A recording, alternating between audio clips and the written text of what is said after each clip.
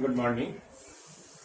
আজ আমরা পড়ব ক্লাস 10-এ রাসায়নিক গণনা এবং তার প্রথম ক্লাস।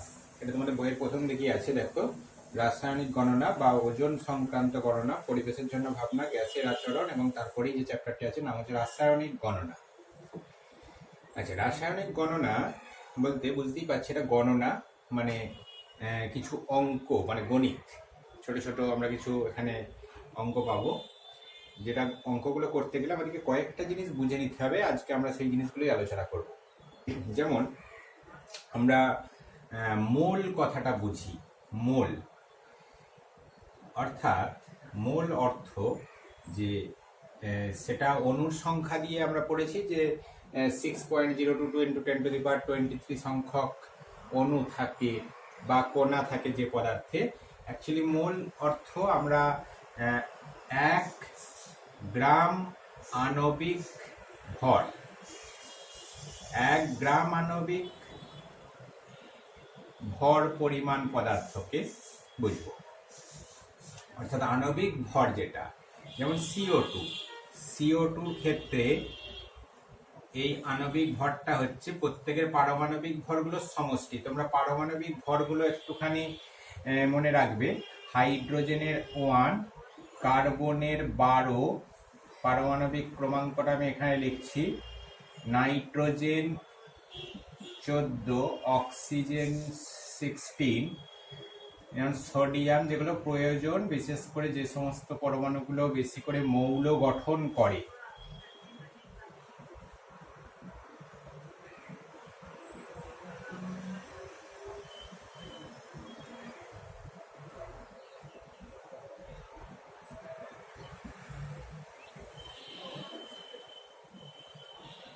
ক্লোরিন 35.5, পটাশিয়াম 39, ক্যালসিয়াম 20, 40, এছাড়া কপার। এইগুলো হচ্ছে আমরা পারমাণবিক ভর যেটা পড়লাম, সেটা হচ্ছে পারমাণবিক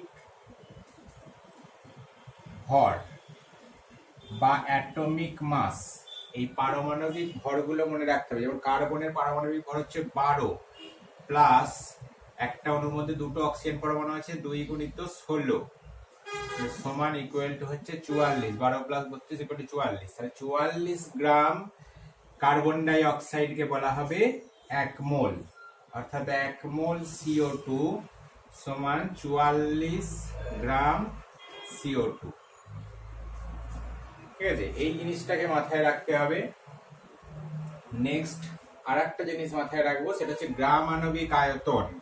গ্রাম আণবিক আয়তন, গ্রাম আণবিক আয়তন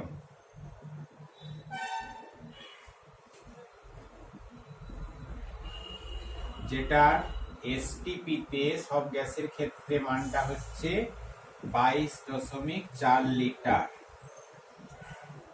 ঠিক আছে, গ্রাম আণবিক আয়তন কথাটার মানে হচ্ছে যে 1 গ্রাম অণু গ্যাসের আয়তন, অর্থাৎ 44 গ্রাম কার্বন ডাই অক্সাইডের আয়তনই হচ্ছে 22.4 লিটার। তেমনি যে কোনো 1 মোল যদি বলি আমি নাইট্রোজেন, 1 মোল অ্যামোনিয়া, তার আয়তন হবে, নাইট্রোজেনের হচ্ছে 14 + 3 = 17 গ্রাম অ্যামোনিয়া। তাহলে 17 গ্রাম অ্যামোনিয়া বা 44 গ্রাম CO2 দুজনেরই আয়তনটা হচ্ছে 22.4 লিটার অ্যাট এসটিপি, প্রমাণ তাপমাত্রা এবং চাপে আয়তন হচ্ছে 22.4 লিটার। নেক্সট দুটো জিনিস মাথায় রাখবে। মোল অর্থ, মোলের অর্থটা আমরা 1 গ্রাম অণু পদার্থ বুঝবো, 1 গ্রাম অণু, এবং তার আণবিক ভরটাকে বুঝবো। আণবিক ভরটাকে, আণবিক ভর কিভাবে নির্ণয় করা হচ্ছে সেটা আমরা এখান থেকে শিখে নিচ্ছি। আর একটা 2 নম্বর জিনিস বুঝলাম যে আণবিক আয়তন, ওই 1 গ্রাম অণু গ্যাসের আয়তনই হচ্ছে 22.4 লিটার। এটা নেক্সট থার্ড যে জিনিসটায় আসবো সেটা হচ্ছে যে ভরের সংরক্ষণ সূত্র। এটা ছোটবেলায় পড়েছো তোমরা অনেকবার। ভরের সংরক্ষণ সূত্র, মানে ভর নষ্ট হয় না, ভরের বিনাশ হয় না। হ্যাঁ, যেমন এটাকে যদি আমরা রাসায়নিক বিক্রিয়ার মাধ্যমে, সেটা যে সূত্রটার লাস্ট লাইনটা, প্রথমটা এরকম আছে, ভর অবিনশ্বর, ভরকে সৃষ্টি বা ধ্বংস করা যায় না, পৃথিবীতে মোট ভর নির্দিষ্ট। আরেকটি কথা রয়েছে, সেটা ভালো করে শোনো, যে রাসায়নিক বিক্রিয়ার পূর্বে এবং পরে মোট ভর একই থাকে। রাসায়নিক বিক্রিয়ার পূর্বে এবং পরে মোট ভর একই থাকে। যেমন কি বলছি, মনে করো আমি হাইড্রোজেন এবং অক্সিজেন এর বিস্ফোরণের ফলে বিক্রিয়ায় জল উৎপন্ন করলাম। তাহলে বলছে যে এদিকের প্রথমে যে বিক্রিয়াকারী পদার্থ হাইড্রোজেন এবং অক্সিজেন এবং যে বিক্রিয়াজাত পদার্থ, এদের দুজনের ভর কোনো পরিবর্তন হবে না। বিক্রিয়ার আগে মোট ভর, বিক্রিয়ার পরে মোট ভর সর্বদা একই থাকবে। এবারে এখন তুমি যদি যা খুশি এদিকে ওজন নিয়ে নাও, এদিকে একটা পদার্থ উৎপন্ন হলো, তা কিন্তু হবে না। এই বিক্রিয়াগুলো হয় কি অনুপাতে সেটা আমাকে জানতে হবে। এদের যেটা আণবিক ভর, সেই ভরের অনুপাতে কিন্তু বিক্রিয়াগুলো ঘটে। এটা কিন্তু বোঝো, তুমি 10 কেজি হাইড্রোজেন 10 কেজি অক্সিজেন নিয়ে নিলে, দিয়ে 20 কেজি জল, তা কিন্তু হয় না। তাহলে কিন্তু এই সূত্র খাটবে না। সূত্রটা কখন খাটবে না, এর যেটা আণবিক ভর, এর আণবিক ভর কত না, 4 পরমাণু হাইড্রোজেন 4 গ্রাম, 4 আণবিক ভর 4। আণবিক ভরের একক নেই, গ্রাম আণবিক ভর বললে, গ্রাম আণবিক ভর বললে এটা 4 গ্রাম লিখতে পারি। অক্সিজেন হচ্ছে 16 দুগুণে 32 গ্রাম। ওই গ্রাম আণবিক ভরগুলো বার করছি, তাহলে এই 4 গ্রাম হাইড্রোজেনের সঙ্গে কিন্তু 32 গ্রাম অক্সিজেন যুক্ত হবে। অতএব তুমি 4 কেজি নিলে 32 কেজি অক্সিজেন নিতে হবে, তবেই কিন্তু এরা দুজনে সম্পূর্ণরূপে বিক্রিয়াটা করবে। এবং বিক্রিয়া করে যেটা জলটা উৎপন্ন হবে, তারও দেখবো এই 32 আর 4 36ই হবে। ঠিক, 4টে হাইড্রোজেন 4 প্লাস 16, এই 16 32, দুটো অক্সিজেন আছে, 16 দুগুণে 32 মানে হচ্ছে 36। বুঝতে পেরেছ? তাহলে 4 গ্রাম হাইড্রোজেন এবং 32 গ্রাম, ঠিক যোগ করে দেখো, 32 আর 4 36, ঠিক এর আণবিক গুরুত্বের যে গ্রাম আণবিক ভর, এই 2H2O, শুধু H2O, এখানে 2H2, এটা কিন্তু দেখবে শুধু H2 18 হয়, তো 2H2 হলে 18 কিন্তু 2 36 হবে। তাহলে এটা হচ্ছে তোমার যে এই অনুপাতে ঠিক বিক্রিয়াটা হবে সব সময় তাদের। বা আমি যেটা বলছিলাম, এবারে যে জিনিসটা শিখলাম এখান থেকে, সেটাকেও এখানে অ্যাপ্লাই করতে পারি। এরা তাহলে এদের দেখো 2 মোল হাইড্রোজেন 1 মোল অক্সিজেন পরস্পর বিক্রিয়া করে 2 মোল জল উৎপন্ন করে। আমি একবার ভর দিয়ে বললাম, একবার মোল দিয়ে বললাম, আর একবার আমরা যদি আণবিক আয়তন দিয়ে বলি, তাহলে এখানে হচ্ছে 2 আণবিক আয়তন, 2 আয়তন বা 22.4, মানে 1 গ্রাম অণুর আয়তন হয় 22.4 লিটার, 2 গ্রাম অণুর আয়তন, তাহলে 2 গুণিত 22.4, তাহলে 44.8 লিটার। আর অক্সিজেনের ক্ষেত্রে হচ্ছে 22.4 লিটার। অক্সিজেন, জলের ক্ষেত্রে কিন্তু আয়তন দিয়ে বলা যাবে না, আয়তনটা কেবলমাত্র গ্যাসের ক্ষেত্রে প্রযোজ্য। এটা জলটা গ্যাস নয়, তরল পদার্থ, তরল পদার্থ কিন্তু ওই আয়তন মানবে না। গ্রাম আণবিক আয়তন আমরা কিন্তু সবসময় তরল গ্যাস এর ক্ষেত্রেই এটা কিন্তু প্রযোজ্য হবে। গ্রাম আণবিক আয়তন অনলি কিন্তু গ্যাসের ক্ষেত্রে প্রযোজ্য।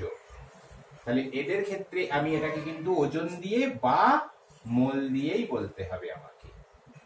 ঠিক আছে, 936 গ্রাম বলবো যে 44.8 লিটার হাইড্রোজেন 22.4 লিটার অক্সিজেন পরস্পর বিক্রিয়া করে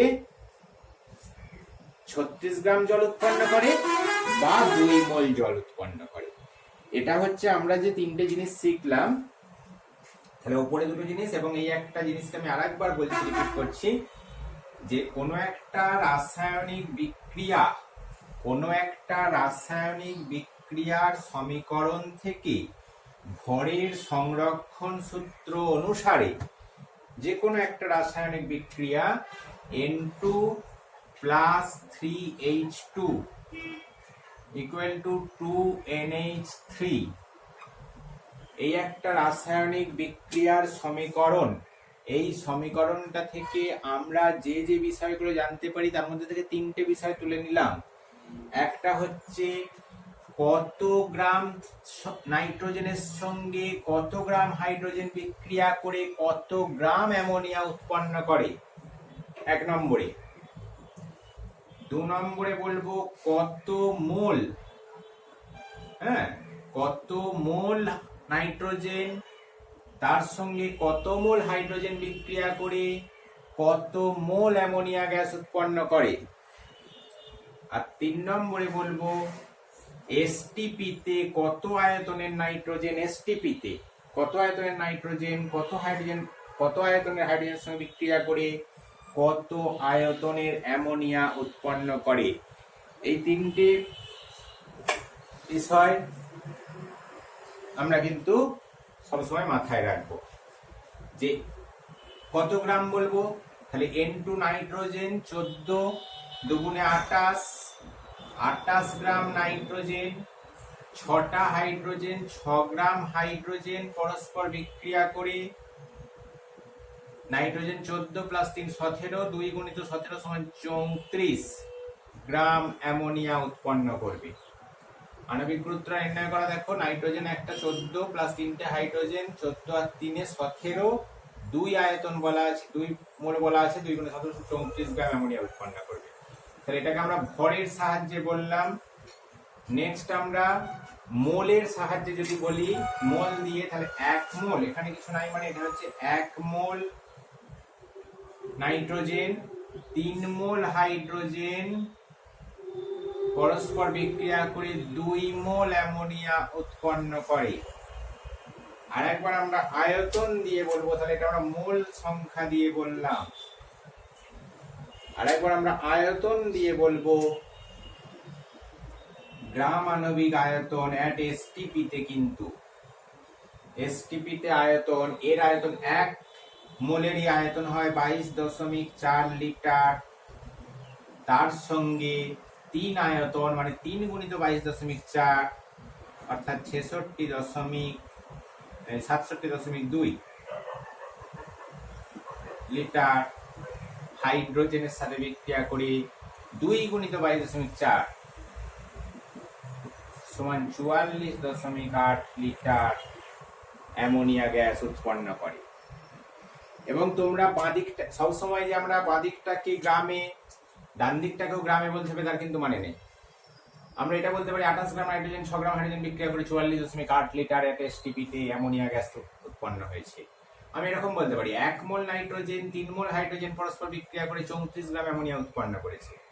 আমরা বলতে পারি 22.4 লিটার নাইট্রোজেন 67.2 লিটার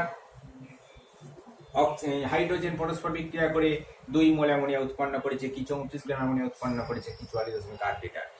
বাঁদিকটার সঙ্গে আবার এটা গ্রাম, এটা মোলে, এটা গ্রামে, এটা গ্রাম, এটা আয়তনে, এটা মোলে, এটা গ্রাম, এটা আয়তনে, এটা গ্রামে বলতে পারি। মোট কথা আমরা যেটা ভরের সংরক্ষণ সূত্র থেকে কিন্তু আমরা প্রাথমিকভাবে 1 নম্বর ফর্মুলাটা পেয়েছি, এটা পেয়েছি ভরের নিত্যতা সূত্র বা ভরের সংরক্ষণ সূত্র থেকে। ক্লিয়ার? এই প্রাথমিক জিনিস 3টি আমরা শিখে নিলাম, এরপরে আমরা কিন্তু অঙ্কগুলো করতে পারবো। যে অঙ্কগুলো কিভাবে শুরু করব, হ্যাঁ এই জিনিসটি কিন্তু মাথায় রাখবে যে 28 গ্রাম নাইট্রোজেন এবং 6 গ্রাম হাইড্রোজেন এই অনুপাতে বিক্রিয়া করবে। তুমি যদি এবারে মনে করো 28 গ্রাম নাইট্রোজেন নিয়েছো কিন্তু 10 গ্রাম হাইড্রোজেন নিয়েছো, তাহলে কি ঘটনাটা ঘটবে? একটু ভেবে দেখো, যে আমি 28 গ্রাম নাইট্রোজেন নিয়েছি আর 10 গ্রাম হাইড্রোজেন নিয়েছি, তাহলে কিন্তু এই 10 গ্রাম হাইড্রোজেন কি বিক্রিয়া পুরোটা করবে না, 6 গ্রাম বিক্রিয়া করবে, 4 গ্রাম অবিকৃত অবস্থায় রয়ে যাবে। এইটা বোঝো, ঠিক আছে? যে সেখানে কিন্তু এক্সট্রা রয়ে যাবে। এই যে একটু আগে আমি জলের ক্ষেত্রে বলছিলাম, কি অন্য একটা বিক্রিয়া বলো, 2Ca প্লাস O2 সমান হচ্ছে 2CaO। তুমি এখানে দেখতে পাচ্ছি আমরা আণবিক ভরগুলো আগে নিচে নিচে লিখবো সবসময়, গ্রাম আণবিক ভরের অনুপাতে যেহেতু বিক্রিয়াটা হচ্ছে, তাহলে গ্রাম আণবিক ভর 2 গুণিত ক্যালসিয়ামের হচ্ছে 40, তাহলে 80 গ্রাম। অক্সিজেনের হচ্ছে 2 গুণিত, অক্সিজেন হচ্ছে 16 দুগুণে 32 গ্রাম। এখানেও দেখবো ক্যালসিয়াম 40 আর 16 56 দুগুণে 112 গ্রাম। এবারে তুমি 64 গ্রাম অক্সিজেন নিয়েছো, আমি 64 গ্রাম অক্সিজেন নিয়েছি আর 100 গ্রাম ক্যালসিয়াম নিয়েছি, এই 100 গ্রাম নয় 300 গ্রাম ক্যালসিয়াম নিয়েছি, 300 গ্রাম দিয়ে বলছি যে কত গ্রাম ক্যালসিয়াম অক্সাইড উৎপন্ন হবে। তাহলে দেখো 32 গ্রামের সঙ্গে বিক্রিয়া করে 80 গ্রাম, তাহলে 64 গ্রামের সঙ্গে কত গ্রাম বিক্রিয়া করবে? 64 গ্রামের সঙ্গে বিক্রিয়া করবে, 32 এর সঙ্গে যদি 80 হয় এটা ডবল হচ্ছে, এটা ডবল হবে, 80 গুণে 160 গ্রাম বিক্রিয়া করবে, 160 গ্রাম ক্যালসিয়াম বিক্রিয়া করবে। তাহলে বাকি ক্যালসিয়াম, এই যে 300 মাইনাস 160 কত রয়ে যাচ্ছে? 140 গ্রাম ক্যালসিয়াম কিন্তু অবিকৃত অবস্থায় রয়ে যাচ্ছে। এবং কত গ্রাম ক্যালসিয়াম অক্সাইড উৎপন্ন হবে? দেখো 64 প্লাস 160 এটাই অনুপাতে উৎপন্ন হবে, মানে হচ্ছে 224 গ্রাম। এই দুটো পরস্পর বিক্রিয়া করে, বা এদের দ্বিগুণ এদের ডবল, এরও ঠিক দেখো দ্বিগুণ হারে বিক্রিয়াটা হয়েছে। 100 গ্রামের সাথে 112 গ্রামের সাথে 12 গ্রাম থেকে 224 গ্রাম উৎপন্ন হয়েছে। তাহলে তোমরা আণবিক গুরুত্ব, পারমাণবিক ভরটা নির্ণয় করাটা ভালো করে শেখো আগে। নেক্সট হচ্ছে যে কোনো রাসায়নিক সমীকরণ আমাকে কিন্তু ব্যালেন্স উইথ সমতা বিধান, তবেই কিন্তু এই ভরের সংরক্ষণ সূত্র খাটবে।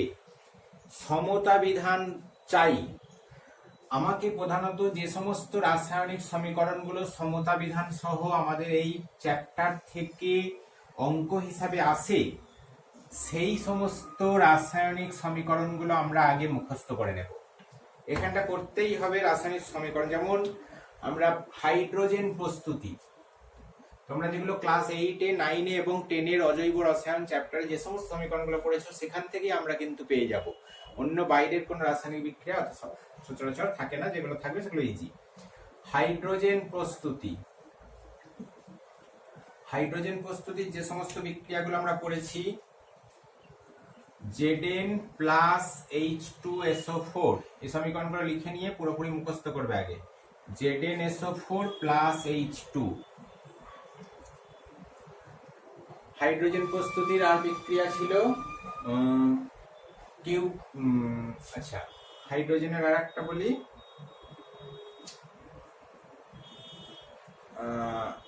লোহিত তপ্ত আয়রনের উপর দিয়ে স্টিম চালনা করা হলো। 3Fe প্লাস 4H2O সমান Fe3O4 প্লাস 4H2। আচ্ছা, হাইড্রোজেনের ধর্ম কিছু মনে রাখি।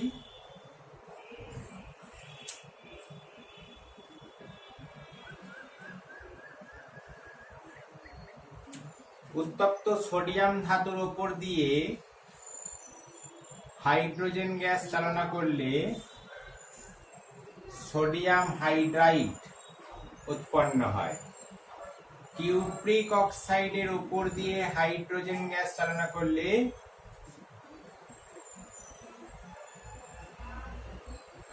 Cu প্লাস H2O,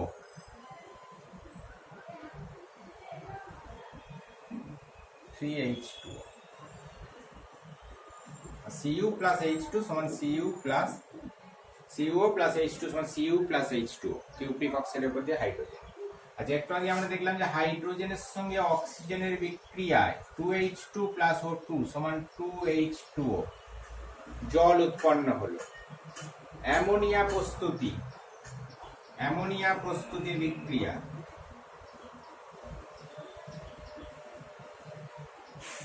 অ্যামোনিয়া প্রস্তুতি যেটা আমরা পরীক্ষাগার প্রস্তুতি করেছি, 2NH4Cl প্লাস পলিচুন CaOH2 বা CaO দিয়েও বিক্রিয়াটা হবে। তাহলে CaCl2 plus 2NH3 plus 2H2O। যদি এটা CaO দিয়ে হয় তাহলে এটা শুধু H2O হয়ে যাবে, এটা সমীকরণ। আর হেবার পদ্ধতিতে অ্যামোনিয়া, এইমাত্র করলাম হেবার পদ্ধতিতে অ্যামোনিয়া, N2 প্লাস 3H2 সমান 2NH3। নাইট্রোজেন প্রস্তুতির সমীকরণ মুখস্থ করতে হবে। অক্সিজেন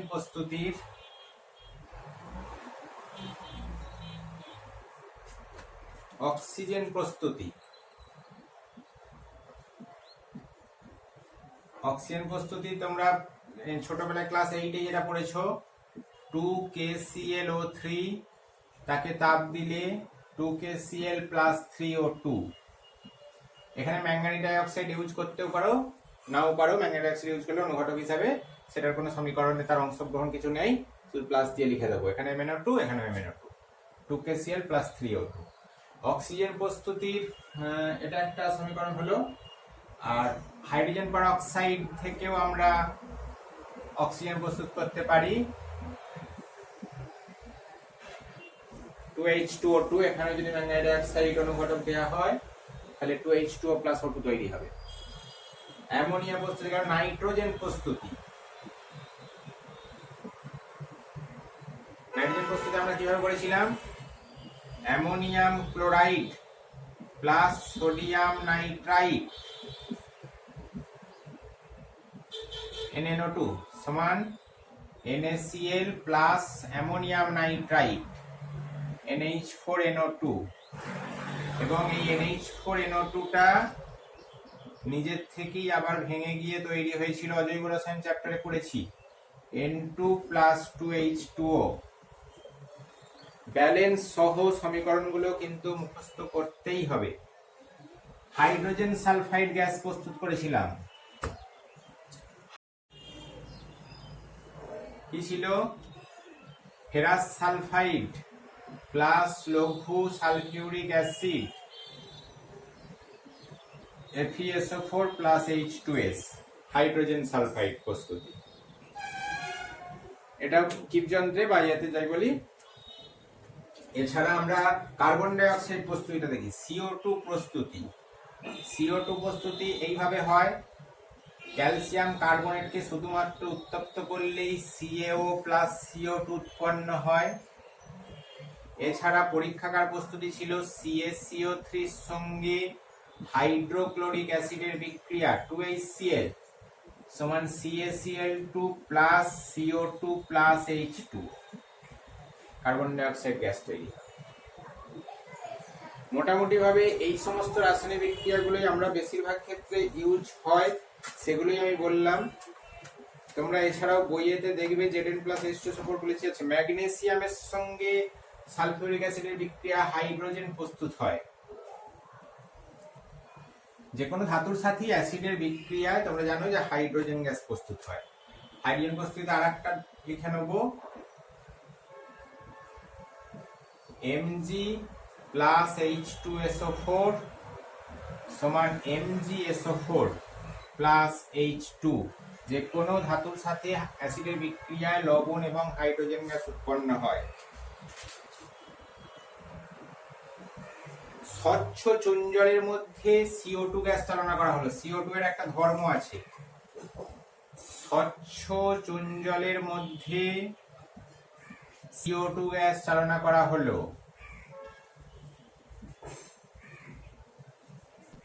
তাহলে তোমার ক্যালসিয়াম কার্বনেটের অধক্ষেপ এবং জল উৎপন্ন হবে।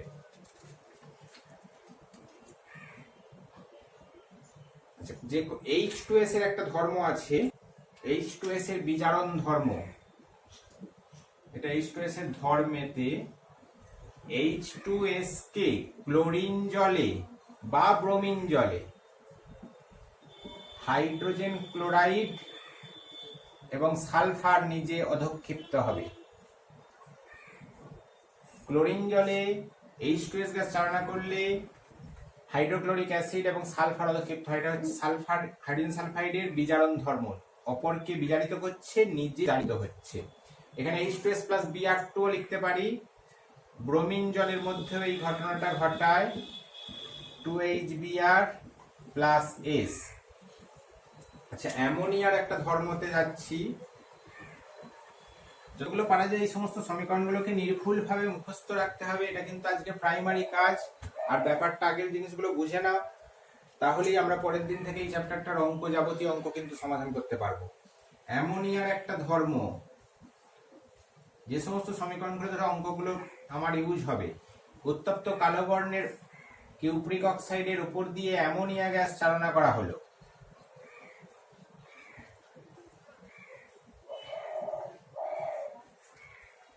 তাহলে আমার লাল বর্ণের ধাতব কপার অধক্ষিপ্ত হবে এবং নাইট্রোজেন গ্যাস উৎপন্ন হবে।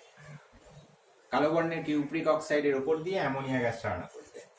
মোটামুটি ভাবে এই সমস্ত ধর্মগুলো থেকে আমরা কিন্তু বেশিরভাগ পেয়ে যাব। আচ্ছা, জলের মধ্যে সোডিয়াম হাইড্রোক্সাইড ফেলা হলো, এটা একটা হাইড্রোজেন প্রস্তুতি আছে।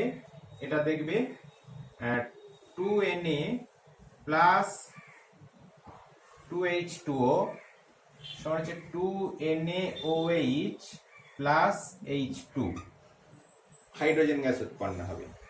সোডিয়াম ধাতুকে জলের সাথে বিক্রিয়া করলে সোডিয়াম হাইড্রোক্সাইড ক্ষার এবং হাইড্রোজেন গ্যাস উৎপন্ন হয়। ঠিক আছে, এছাড়া আমরা দুটো ছোট ছোট সমীকরণ লিখেছিলাম।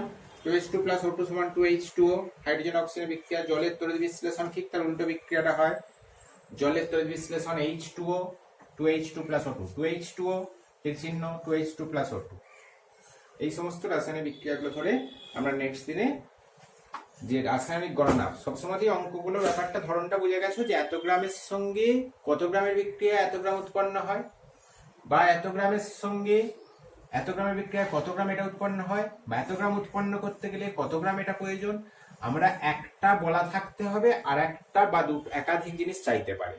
একটার ওজন বলা থাকবে, আর একটার ওজন চাইবে, বা আরো দুটোর ওজন চাইতে পারে। কিন্তু সবসময় এটা কিন্তু হবে কি অনুপাতে না, যেটা আমার ভরের নিত্যতা সূত্রের অনুপাতে। তাদের আণবিক গুরুত্বের যোগফলের সঙ্গে মিলিয়ে আণবিক গুরুত্ব থেকেই কিন্তু আণবিক গুরুত্ব পরিমাণ পদার্থ উৎপন্ন হয়, বা মোল পরিমাণ পদার্থ থেকে মোল কত মোল, 1 মোল থেকে 2 মোল, বিক্রিয়ার ক্ষেত্রে 2 মোল থেকে 3 মোল উৎপন্ন হয়। বা গ্যাসের ক্ষেত্রে আমরা যেমন N2টা গ্যাস, এখানে আমরা কিন্তু CO2টা গ্যাস, এখানে হাইড্রোজেন গুলো গ্যাস, এই গ্যাসের ক্ষেত্রে আমরা কিন্তু আণবিক আয়তন কথাটা ব্যবহার করতে পারি। ঠিক আছে, তোমরা প্রধান প্রাথমিক কাজ হচ্ছে এই সমীকরণগুলোকে আগে মুখস্থ করা, পারমাণবিক ভরগুলো মনে রাখা, তাহলে দিয়ে সেখান থেকে আণবিক ভরটা নির্ণয় করতে পারা। বাকি ব্যাপারটা যেগুলো বোঝার, সেটা বোঝার চেষ্টা করবে, বইটা একবার পড়বে। আজ এ পর্যন্তই, পরের দিন আমরা এখান থেকে অঙ্কগুলো করবো।